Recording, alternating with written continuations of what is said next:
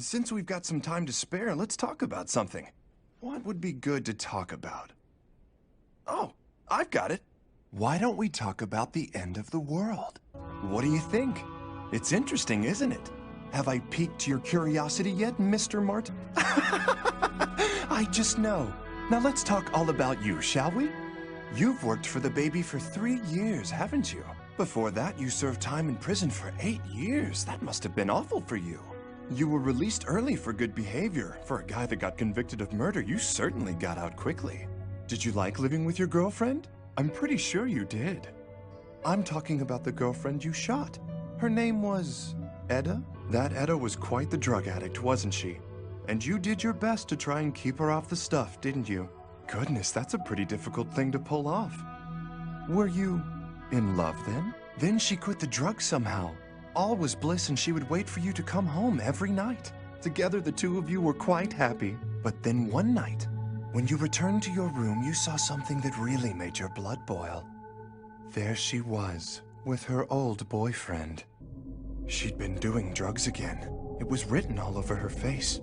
But once she saw you standing there, all she could do was say the same thing over and over. I'm sorry. I'm sorry. I'm sorry. I'm so sorry. But you shot her, along with her ex-boyfriend. That was your story at the trial, after all.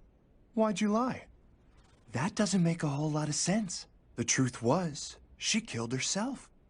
Your lawyer figured out from the lab reports that she shot herself. They found traces of gunpowder on her right hand.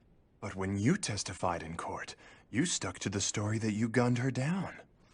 Tell the truth. She literally begged you to kill her, didn't she? Ha! Am I right? I'm dead on, aren't I? I knew you weren't the one who shot her. And she really was begging you to shoot her, wasn't she? Oh, I could just see it. Isn't it amazing that I was able to figure it out? I'm right, aren't I? You made the decision to leave her behind. And by doing that, you gave her just what she wanted. I'm right. It was the same with your mother. Your mother froze to death. She died unexpectedly when you were 10 years old. You've got a long history of abandoning women, don't you? I'm right again? I knew it! Amazing! I really have a gift for this. What a skill!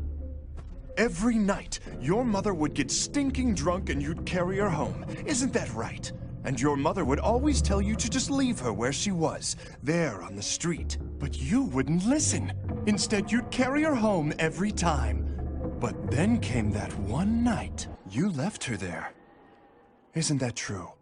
You left your mother there. The next day, the police came to your house and told you that your mother had frozen to death.